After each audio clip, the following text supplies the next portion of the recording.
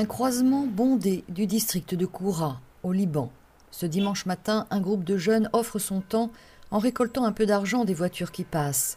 Cette petite contribution aidera la Caritas Liban dans son travail auprès d'un nombre de plus en plus grand de réfugiés syriens.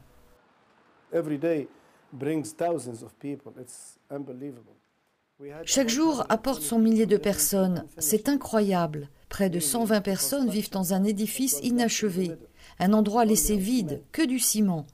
Elles sont arrivées et l'utilisent comme refuge temporaire. Il n'y a rien. Il n'y a pas de porte, pas de fenêtre, rien. Les familles sont séparées par des draps. Les besoins augmentent chaque jour et les ressources sont très limitées.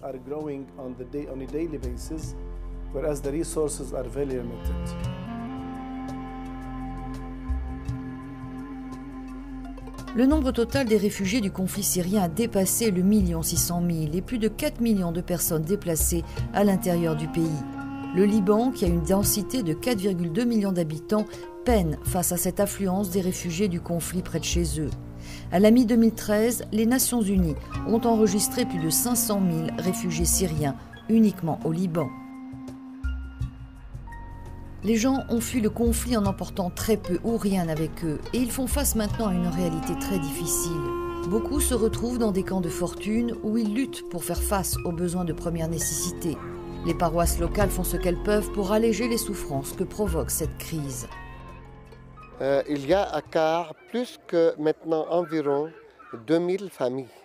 Et les besoins sont très durs comme les poêles, les fioul, les nourritures, les matelas, les couvertures. Vous avez un modèle ici. Il y a 6 familles et 6 personnes dans cette petite maison. Il n'y a pas que 2 matelas pour toute la famille et 2 couvertures. Et il faut en plus qu'il y ait un centre dans la paroisse d'urgence pour aider, pour appuyer dès l'arrivée des réfugiés syriens. Ils ne peuvent pas attendre plusieurs jours, plusieurs mois. Dans la ville de Zalé, qui se trouve juste à 10 km de la frontière montagneuse de la Syrie, le flot de réfugiés est considérable. Ici, les familles paient des loyers élevés pour de simples chambres et s'efforcent de trouver du travail pour subvenir à leurs besoins. L'éparchie grecque Melkit aide à distribuer des aides de première nécessité aux personnes dans le besoin.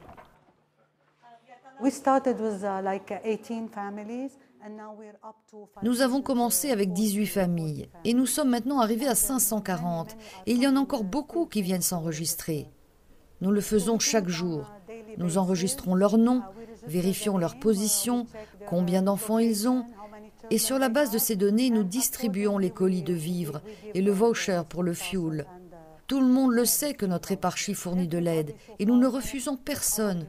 Nous aidons tous ceux qui viennent à nous.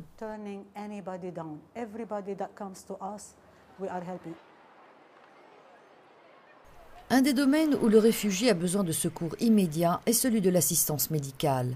À Beyrouth, une petite clinique gérée par les Sœurs du Bon Pasteur fournit une assistance et des médicaments avec l'aide d'organisations comme Aide à l'Église en détresse.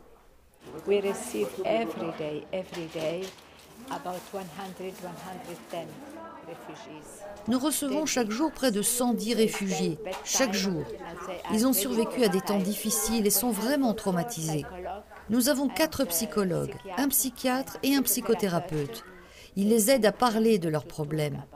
Nous tâchons de les aider, mais il faut du temps, car certains sont vraiment bloqués après ce qu'ils ont subi, après ce qu'ils ont vu.